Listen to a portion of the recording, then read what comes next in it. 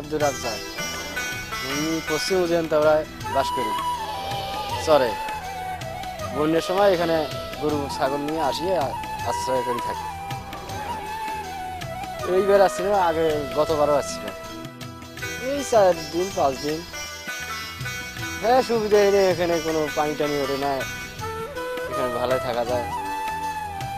খাওয়া দাওয়া এখানে পাক করিয়ে খাচ্ছি।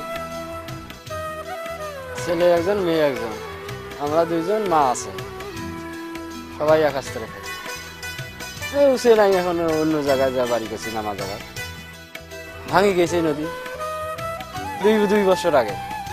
ঘরে এখন ঘরে পানি ওঠে, এই ঘরের অর্ধেক পর্যন্ত ওঠে না, এই 2 বছর তো পানি। হ্যাঁ, আগে তো। এখন কি করা, এখন হয়তো ফিরে ভিটে বাঁধিয়ে উঁচে করে নেবো। সমস্যা এনে বন্যার সময় যে আসিয়ে থাকা লাগে। এখন এই দূর থেকে হাট বাজার দূরে, হাট বাজার যাওয়া কষ্ট বন্যার সময়, সেই জন্য ফেরার সুন্দর আসিয়ে এখানে থাকি, বাজার করি। এখানে আবার সুবিধা আছে, ওগুলো কালাচিরি করে খাবো। নিজের জমিও আছে, আদিও করি। এই বিঘে খানিক, 33-34 শতক।